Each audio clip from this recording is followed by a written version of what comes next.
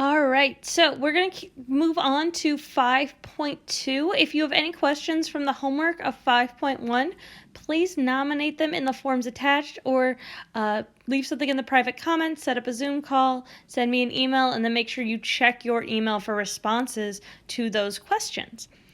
All right, let's get yourself ready for notes, and we're going to get started. This is going to be a lot of vocabulary, so you definitely want to get space to write down some of these new terms. So, a Riemann sum is the area under a curve between 2 points that can be approximated with the area of n rectangles whose height is determined by a curve. So basically, you've been finding Riemann sums for the last 2 days. It's just about using those rectangles, and you can have left-hand Riemann sums and you can have right-hand Riemann sums, just like you can find the rectangles with right or left endpoints. Now, you're also going to be introduced to something called integrals, as you can see in the objective. So the idea here is that the area under the curve,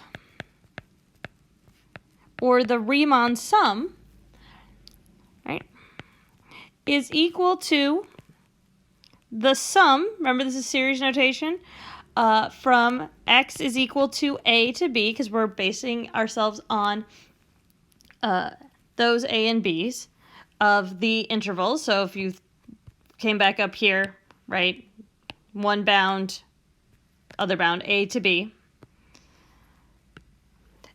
of each rectangle. Each rectangle is the difference in x times the height at each of those x values. So they might be a little bit different, but that's basically what we're working with. So it's just the sum, sigma, the sum of all those rectangles. Now, it's also written what we call integrals. So an integral is this shape here. It's an S. It's the same as sum, right? So the idea here is this is sum, just like sigma is the Greek word for S. And we call it the integral from, and we put the bounds in just like we do for the series. So from A to B. And then we say of the function f of x dx. So they just have these orders slightly different. Remember dx, delta x, these two are the same, just like an integral has that derivative notation here. So here it says estimate the integral from 0 to 4 of e negative t dt with a Riemann sum where with n equals 2, find an upper and lower estimate.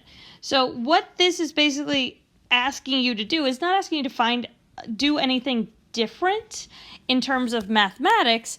What it's asking you to do is, can you interpret this vocabulary?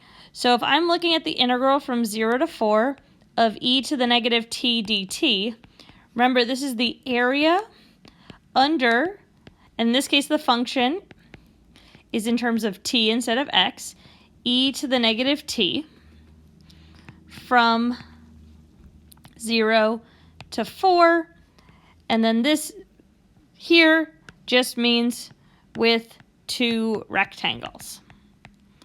So just as I would have done in 5.1, I'm going to give myself a rough sketch of the curve from 0 to 4. E to the negative t looks like this. And so I'm going from 0 here to 4. Split it in 2. That's going to be my 2 rectangles. The height is determined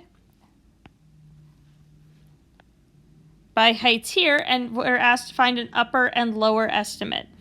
And the way we can do that is you can see here that if I make a left-hand rectangle, this is going to be my upper estimate. So you can write this as R sub L.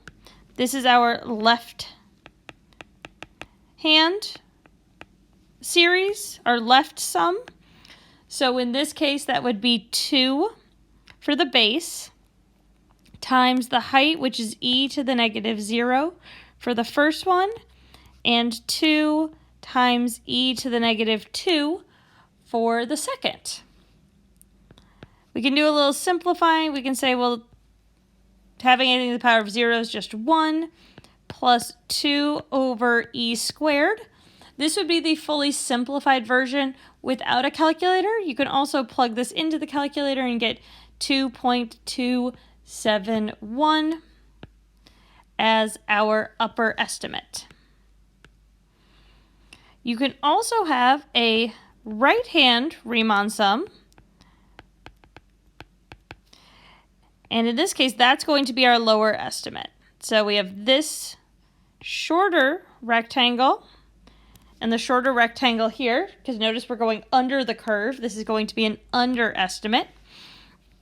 And this is equal to 2, and the height of that first rectangle is e to the negative 2, plus 2 times the height is e to the negative 4, which if we simplified it would be 2 over e squared plus 2 over e to the 4th. You could use a common denominator, do some simplifying. If you look at it on a calculator, that's 0.0307. So there's our upper estimate and our underestimate, and it's more about being able to interpret this notation and then find the rectangles. You might also use a table for this, just like we saw that in our work in 5.1. So here, use the table on the left to estimate the integral of f of x from 1 to 3 with n equals 2 and midpoints.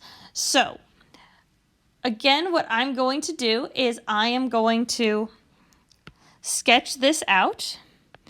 And one thing that you'll notice is different here than some of the problems we've been looking at before is that we actually have some negative y values, some negative f of x values.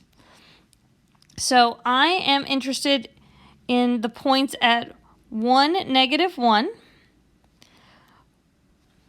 So that's 1, 2, 3, negative 1, positive 1, 2. Oop, I misjudged that. So that'll happen sometimes. It's like, oh, well, we don't have enough space for that.